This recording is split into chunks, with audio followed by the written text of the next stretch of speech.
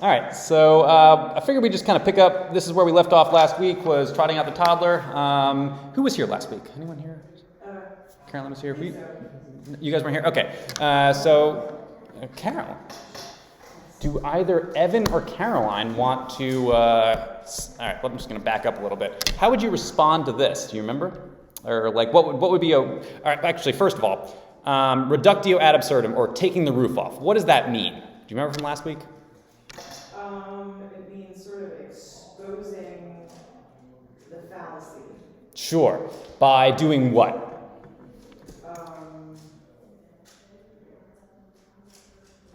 It's okay if you don't know. So it's by pushing it to its logically absurd conclusions, Oh, yes. right? Yep. So where you have a certain principle, and then you take it for a test drive, and then you see if when applied consistently, does it go to any absurd places? In some cases, horrifying places. And so this would be kind of one of them. So does anyone want to take a stab? This is the last one we ended on last week. So it's okay to abort fetuses because they're not self-aware. Is there an absurd place that we could push that to? Actually, what's the principle here that's being said?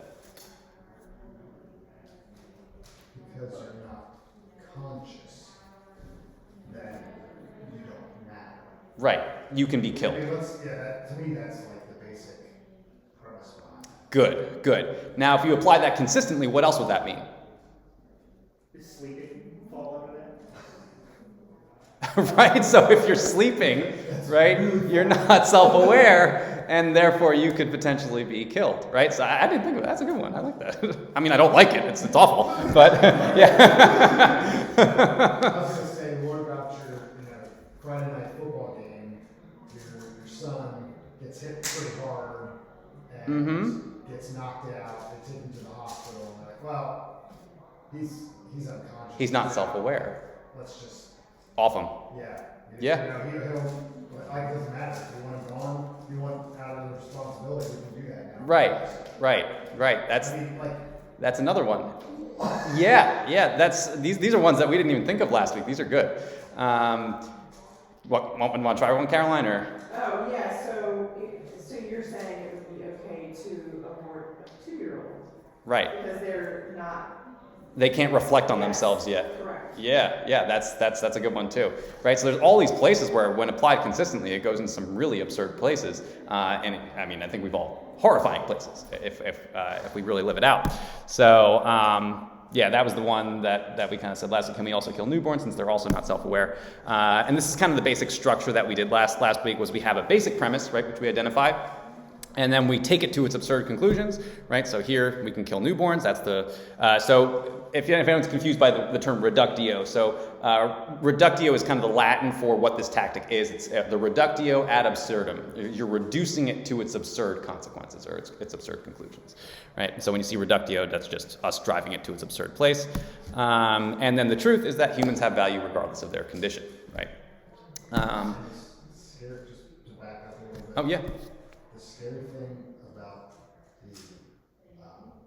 one of those quirks is that there are places in the United States that are like, well, newborns are in that, like, if you're going in for an abortion and something goes wrong and the baby's born, we will keep them here in this place until you decide. Yes.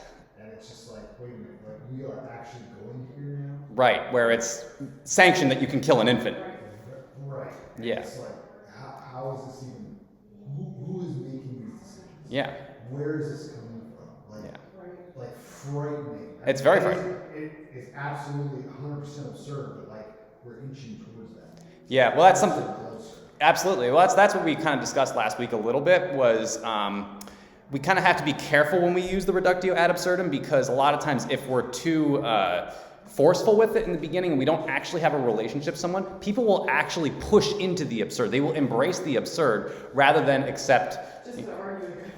Yeah. I mean, it's really sad, but that's where it often goes. And so we oftentimes we want to try to develop some level of rapport with these people before just jumping into showing them it's absurd, because the crazy thing is that they will often accept the absurd consequence rather than recognize the fault of their current thinking and try to move towards truth. So, but I just saw, I think it was just this weekend, I saw a video, and it it was a delivery doc, like a doctor, basically delivering twins, newborns. Okay. And had delivered one, and then said, like, basically based on the hospital's regulations, the second one, twin that had not been delivered yet, was considered viable for abortion if somebody were to choose. So it was absurd to think about, okay, I delivered one, this one's okay. Right. But because that one wasn't born, We can for still another second, 2 seconds, we could kill abort, it. still abort at that point. Yeah, yeah, and you can just see like, wow, I mean, you guys are bringing up like all these other absurd places that this and goes. The craziness about that, like, typically somebody saying, oh, the baby's not born yet, therefore we can abort. But like an extreme situation with twins. Yeah, right. You could preserve one is protected and the other is not. Which, I mean, there's just nothing magical about the birth canal that says like, okay, now you have, now you're a human being. Right? Right? Babies were formed together at the exact same age. Yeah. Inside the womb. Right. Oh man. All right. So these are good things to think about because they help us to discern truth when we kind of see all these logically absurd places that you can put some of these premises. Here's another one. Caring for the kids. So pro-lifers can't oppose abortion unless they're willing to adopt all of the kids. Can anyone identify maybe some of the absurd places that might go? Hey, Carolyn. Welcome. Good morning. Through here. Yes, you made it.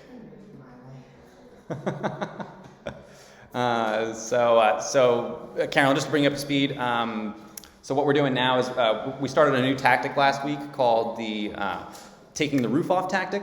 And basically what it is you take a certain premise that someone has and then you apply it consistently to see if it goes into any absurd places. If you kind of take it out for a test drive and you just try to see, does this go into anywhere crazy, like somewhere really horrifying? And so 9 times out of 10 it does. a lot of times it does, right? And so we're kind of doing a couple abortion ones right now. And then we'll get into some others. But this is the current premise that someone is giving to you, and we're going to try to see, can we ask a question in such a way that it shows that there's an absurd place that this can go.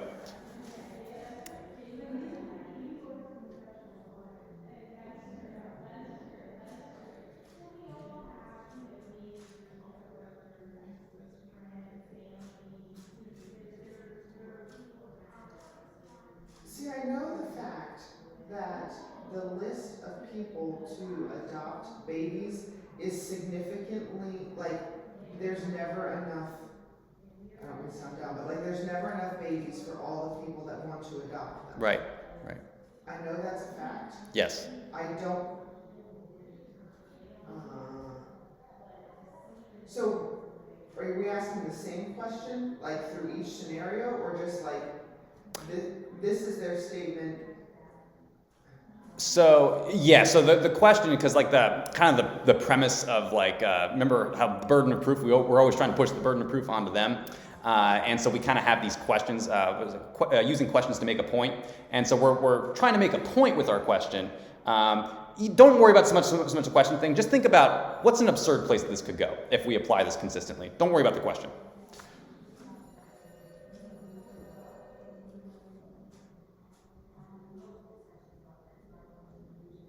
But what you said actually is good. That is a fact that we want to keep in mind. That's probably where I would go. Is Okay. I would say, but do you understand, or something? I don't know. Like, there are more people willing to adopt kids than there are kids that are being put up to be adopted. So I think they would do this. Right, and that fact alone is probably enough to take the wind out of the sails of this argument, right? So that's good. But can anyone just as another approach? Let's take another approach. What would be what's the premise of this? Let's start with the basic premise. Therefore, we're saying that the pro-lifers aren't actually caring about the life, that they're just kind of trying to say it's someone else's responsibility that they have to Right. do. Right. That they're not willing to take the burden on. And therefore we can do what? Because they're not willing to bear the burden. kill them, right? We can kill the children. And so I think when you take off the euphemistic language, because I think we've become desensitized to this word abortion, right? It just, we don't call it what it actually is, which is killing children, right?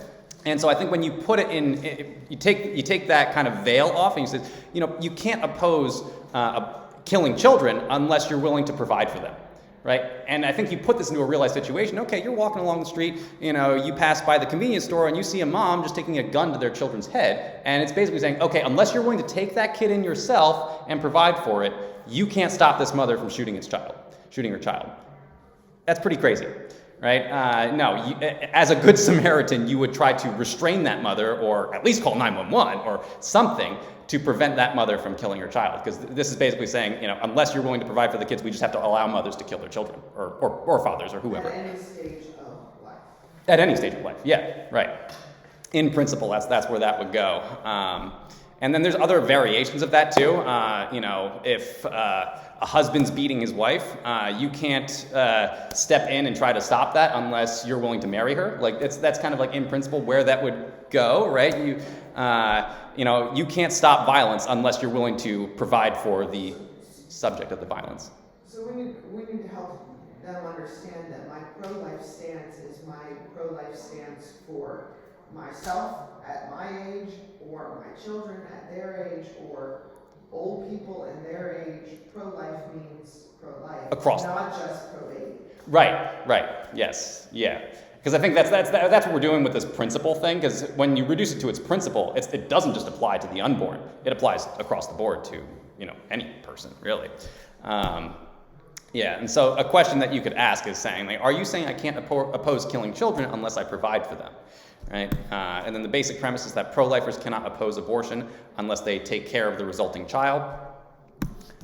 The reductio, or kind of taking it to its absurd consequences, would be killing children is permissible as long as there's no one to care for them, right? Which is, absurd. The truth is that killing children is never permissible, right? Anything else? I think we're good on that one. Unnatural adoption. This is kind of an interesting one because it goes to, it kind of has a true conclusion, but it comes from, you'll know what I mean when I put it up here.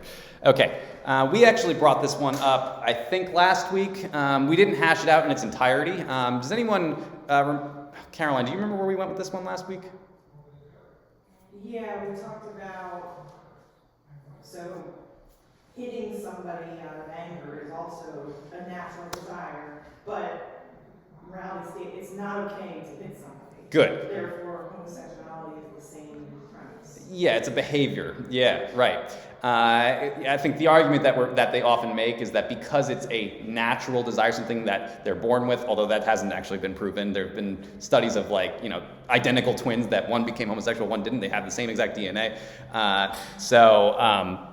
But anyway, let's just say that this is true, that it is a natural desire. There's all sorts of natural desires that we have. People have genetic predispositions towards anger, right, where they're just kind of an angry person, or they just have a genetic predisposition towards alcoholism, right? And that's been scientifically proven. We have people that have those predispositions, but just because they have those predispositions doesn't mean that we embrace it as a good thing, right? So that's where we went with it last week. We're going to go in a different direction with this one, actually. We're going to accept that this is actually true for a second, and then apply it. Okay, so homosexuality is okay because it's a natural desire, or it's a natural phenomenon. Well, that would then mean this. Homosexual adoption would be wrong, since it's unnatural for homosexuals to have children, right? So you're kind of flipping their own argument against itself, and showing that, in a sense, for them, this would be absurd, right? Now, from a Christian perspective, I actually think this is an accurate conclusion, because what homosexual adoption does is it deprives the child of one of the parents, right? They're not getting either a mother or a father, and we know that for optimal development, you need both. You need that is what's best. It's also biblical, right? Jesus says, haven't you read that from the beginning the Creator made them male and female, and said that for this reason a man will leave his father and mother and be united to his wife, and the two will become one flesh. Because homosexual marriage is not really marriage, then any child that comes from that is essentially done out of wedlock or fornication. So biblically speaking, it's wrong, but also scientifically, there are reasons to believe that this is not the best interest of the child. And so since the premise itself is wrong because they're saying that nature is deciding what's good, that's not what decides what's good. It's nature doesn't dictate what's good. We're going to see how there's some other examples that if we follow nature's example, it's, again, leads to some very absurd consequences. It's God. It's the transcendent being that actually has that authority to decide right from wrong or good from evil, right? So the basic premise is flawed, but it refutes homosexual adoption. Okay. I'm not sure why this one's called climate control because it has nothing to do with the climate. But anyway, so saying homosexuality is wrong turns gays into a second-class citizen. So let's take this down to its basic principle and see if we can push it to some absurd conclusions. Anyone want I to? think we've reached a place in this country where everybody is a second-class citizen. So wait, who's the first-class citizen? Nobody, because somebody's always angry at somebody for something. There's some truth there. That's true. Yeah. Like, No. that's just my, like, Whoever's oppressed the most is the first class citizen. That's the culture talking. If you can take the most boxes, the most victim Yes. boxes, Right. if you can take the most of them, then you're the first class citizen because you can do whatever you want. Right. There's nobody can say anything against you. because, I think each one of us could pick a reason why some other group would put us as the second-class citizen. Sure. Absolutely. I think they actively try to do that. Anyway, sorry. So yeah. I think there's truth in that. But let's go back to this. Yeah, let's just try to pretend that we are all equal and that there are no second-class citizens. Because I think that the ideal of America is that there shouldn't be any second-class citizens, right? And so, in principle, it's saying that let's see if we can try to get it to its basic principle. What is the kind of the basic idea here? That's saying whatever your thing is, if it is wrong, you're a second-class citizen. Right. It's a judgment statement of someone's behavior. Right. And is there a way that we could show that would actually be absurd, that saying something is wrong turns someone into a second-class citizen? Well, we all know that drinking alcohol excessively is wrong. Right. It's not good for anybody. Right. So, So- Memorial Day weekend, there are going to be a lot of people when they're wrong. So are all of those people second-class citizens because we are saying that this is a bad idea? Good. Yes, because if you... We all know that smoking is not good for you. Right. And so if you were to... Shouldn't do it. So if you, I guess, so in a situation, if you were to have a discussion with someone and say, hey, you should really cut back on this, would that be kind of you reducing them to a second-class citizen then, right? According to that statement. According to the statement, that's where you would have to go with it, right? So just because you're taking a moral stance against something doesn't mean that you're turning someone into a second-class citizen. It also doesn't mean, because I think kind of a subtext of that, like turning someone into a second-class citizen, is that a good thing? Is that a loving thing to do, or is that a kind of a not good thing to do? Not a good, right? That's lesser than you. Right. So it's kind of a hateful thing to do. And so really what this is trying to say is that you taking a moral stance on someone is a hateful position. It's a hateful thing to do. And I think we see how this plays out in the It would be cultures. like a parent disciplining a child. The child then, I guess, thinking the same way That they're a second... just because you're trying to teach them that Yes. they're doing right and wrong in a loving way. Absolutely. because you love them. But Yeah, likewise, right. That's true for us with our close friendships that keep us in accountability too. For that friend that says to me, hey Cameron, are you sure you acted the way you wanted to in that situation? Right. And it's not coming from a place of hate, right? She said, hey Carolyn, I think you can do better. Right. They have high regard for you, and they, They didn't care, they wouldn't say it. Right. Like we need those people in our lives. Yeah. To help us. Kind of rein ourselves in, or we all do need that accountability. So there's no one that's above that. Everyone needs that. So good. You guys hit the nail on the head. So does calling alcoholism turn alcoholics into a second-class citizen? Of course not. So basic premise is that having a moral stance is hateful. That's kind of what they're saying. And then the reductio is that condemning alcoholism would also be hateful, or disciplining your kids would be hateful. All those examples that you guys gave would now be something hateful. And the truth is that having a moral position is not hateful, right? Okay, good. Actually, and then a way that you can actually flip it on them is you can say, doesn't you calling Christianity wrong make me into a second-class citizen and you into a hateful person, right? So that you could kind of flip it on them in that way. The unwanted. Okay, sorry, I know there's a lot of abortion ones today, so but that was just what was in the book, so that's what we're going with.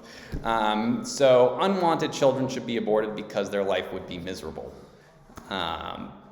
This actually, I wasn't able to identify it when I first read it, because when I go through the book, I'm like, I try to see if I can do it myself without reading ahead, and I couldn't quite do it but this one's really horrifying if you actually apply it consistently.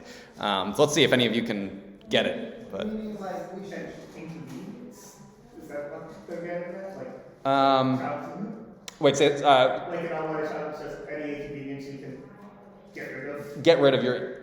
I think it. That yeah. Well, I guess that's probably why they're unwanted, right? Is because they're being inconvenienced. People that don't serve a purpose. Wait. So say that again. It's a statement of people who don't serve a purpose, So just hash that out, because I just want to see where you're going with that. I don't want this child because it's gonna change my lifestyle. I'm gonna have to be responsible. I'm not gonna be able to do this, that, or the other thing. Right. Well, I mean, taking care of an elderly parent, same thing. Is Taking care of your spouse if they get sick, same thing. right. Kind of like what Jonathan was saying. Like it's a significant inconvenience. You know, see, this takes me, like, I think about this statement of dad and like how miserable his life got towards the end. Yeah. Yeah. Like, well, And that's basically just saying, well, you can just just do that. Like, yeah. then that puts God's power in our hands. That's where the euthanization, eugenics, like all that stuff. This goes down It really becomes scary roads. it does. It gets really If scary. something's miserable, then let's get rid of it. Let's Or get maybe because it makes me feel miserable. yeah. Yeah, either way, if the child is Who's miserable. Is it? I think this one's saying because the child is miserable, or because the product would be miserable. We're gonna be miserable sometimes. It's true. That's true. Miserable sometimes. Yeah, that's that's true. So we can just kill all miserable people. So I think when you think about what's the source of why are they miserable though, children in these kinds of situations? Because the parents, the irresponsible parents that obviously didn't want children, but made bad life choices anyway, Right. then they would treat the children as unwanted. Good. That's it, right? So they're being mistreated, right? Yeah. So it's the mistreatment of the child that now justifies its extermination. You see how that... So because you don't want to do your job, it's okay to do that. Right. I mean, do you see how insane that would be? Okay, if the child's not being mistreated, we can let it live. But as soon as we abuse it, well, now we can kill it, right? And it's like, that does not follow from that. Not to mention any child that is 2, 3, up through 18 that's being abused. The first thing we're going to do is try to get that child out of that home so that they can be in a safe place. Right. And who... Say unwanted children in one home doesn't make them unwanted across the board. Sure, that's another place that you could Right. demonstrate It's just that. in that one household. At Whereas, one particular moment. in Right. time. Right. And that- whereas if they're put up for adoption, there are many people that would want that child. yes. And that's just something you want to... as their own. Absolutely. That's something we always want to keep in the back of our mind too, because it's very true. The supply versus the demand for adoption kids there's too few supply for all the demand with parents that are willing to adopt, and so that again with a lot of these arguments that just takes the wind right out of their sails right away. But the idea that mistreatment justifies killing something is just I don't think there's a more absurd place you can go than that. Does the fact that someone's treated poorly justify their extermination? Basic premise is babies should be aborted because they will be unwanted. The reductio is that mistreatment is a justifiable reason to kill a baby, and the truth is that we should not mistreat or kill babies. The whole extermination agreement, the Jews were treated pretty poorly by the Nazis. Right, and so they were acting virtuously in their extermination because they were treated poorly at a certain point. So, yeah. That's where that would go. Yeah, just all the things that you would have to embrace if this were true is just staggering. Like, I think too, you could almost insert, if you're making the argument to someone about this, you could almost say, well, let's talk about puppies. isn't that crazy? Isn't that crazy that if we put it in puppy language, Because then all of a sudden, it's like, whoa, no way. we can't do that This makes me all sorts of hot. and bother? Yeah, right? Gosh, I don't like. Just because people have such attachment, and I get it, Oh, I do too. but at the same time, you would treat a dog way better, and get that dog. I will adopt that dog and get Right. it out of that situation. Right. Immediately, right. Right. But this is a human person. Yes. We're kind of like, We can, yeah, under certain circumstances, we can just kill it. Yeah, right? That's actually a great, that's another, everyone's coming up with some really good ways to reduce things to the absurd with these conversations. That's not a good point, because he said about you would get in trouble for, like, an animal, like using an animal. Right. Killing an animal, Right, that's against the law. Absolutely. You can kill babies. but apparently, yeah, if you abuse a baby, then you can kill it, right? That was Evan? Evan said that? Or, yeah, good job, Evan. That was good. It's crazy to me. Puppies have to stay with their moms for 8 weeks before they're allowed to be sold. But human mothers are doing 6 weeks off work. That is crazy. We should, I know. We need to get up in arms about this. I agree, I took 4 Yeah. months off work, and that still was not. Enough, I'm sure. That's, I mean, I took 12 too. Yeah, but it's not. Yeah, no, I'm sure that's, yeah. Okay, sorry. I cannot, yeah, it's what happens at week 7 that all of a sudden we can do it, you know? Right, we're all good. Oh, man. All right, so that was a good one. All right, so morality from nature. Yes. So, That's an unwanted zebra. that's an unwanted zebra. That's right. That really does bump that. I think. actually, the lion really All right, so He's gonna share it. Isn't that nice? yes. Oh boy. Yes, sharing is good. That's what we're supposed to do. And Good job. that's right. And the lion, I'm sure, has the intent of sharing. It's a very social creature. So LGBT advocates use the natural desire argument to justify their cause. So this is kind of what we were talking about earlier, right? If something is natural, then it is good. However, if we look to nature to dictate our morality, can we think of some things in nature that we might not want to emulate? Killing zebras with our mouths. Right, there we go. Yeah, just killing our own kind or killing other things. Yeah, no, just, murder would be justifiable because you see murder of, you'll have like a dominant lion and it will kill other male lions just because it wants all the other females. Chimpanzee. Did you see Planet Earth? Have you seen Planet Earth? Well, yeah, but maybe not. No, we have, He hasn't seen Planet Earth. we have Planet Earth, and I love Planet Earth, and this dude falls asleep about. Oh. every It's so time. nice. Yes, guys. that's what we watch, those science shows, like to fall asleep. Yes, no, that's a good use of them. They're very relaxing. I have seen them, I like them. Okay. But those chimpanzees are nasty little creatures. Wicked. Because that was the story I was going to bring up. Actually, was chimpanzees. Yeah, so they're bad.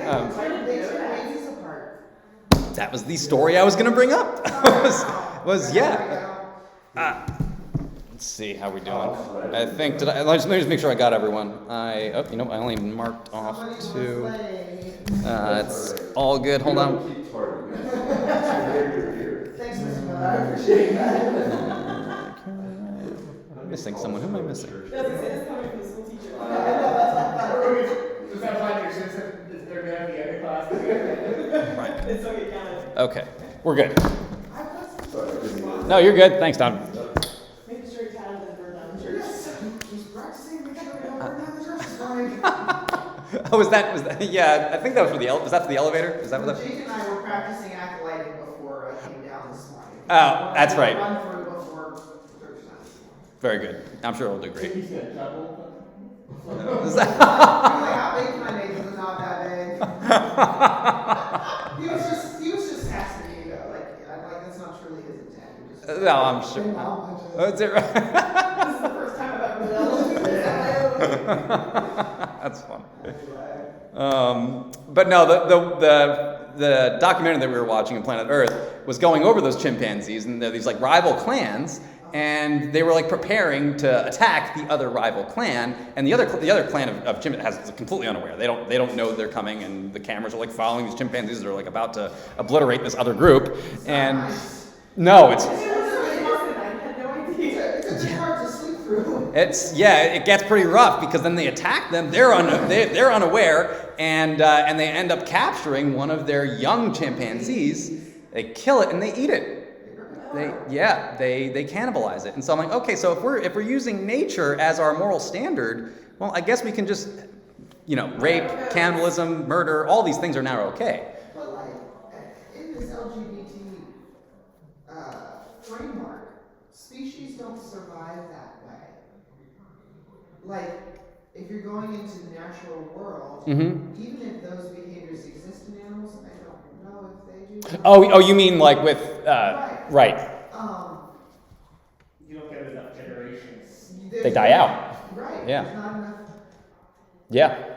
It's interesting because I was Katie actually, my wife brought it up yesterday, or it was something on Twitter where I guess there's like a movie coming out that is like trying to show how there is like homosexual behavior in the animal kingdom or whatever, and I'm like, okay, like I know that like I've seen dogs like Yes, we know. do that with things that it shouldn't, and I'm like, I don't think it's like the dog itself is homosexual. I think it's just it. Dominance, because There you go. our male puppy and our female, the female just figured out how to hump the male. And it has no it's just from seeing it, and it's showing dominance. When they get really like stimulated in a play way. Right. They're wrestling and I'm stronger than you. That's- I'm the boss. Yes, Right. and that's what they're showing by doing that. Right. So it has nothing to do And with. it's not because it's completely insane and weird, but Yeah. Right. I don't want to say it in public. That's right.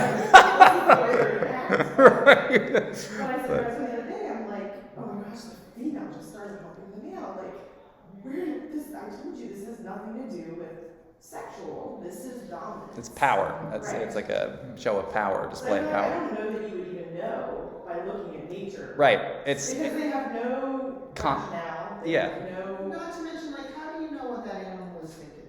Right. Right. That's what I mean. yeah. I feel like that is a great stretch into trying to make something out of nothing. But Right. again, it's the same thing. Like, well, do you want to just follow the natural desire? That's- Is that what you want us to do? Right. Is that going to be okay for us to just follow the natural? Whatever you think, then well, it must be okay because it's natural. Because it's nature doing that. No. Yeah. I mean, is If it's everything natural, why do I have to put it in? Is every Like, if it's Because natural, people why are made of attitude, like, is anything I do natural? in the media and in the.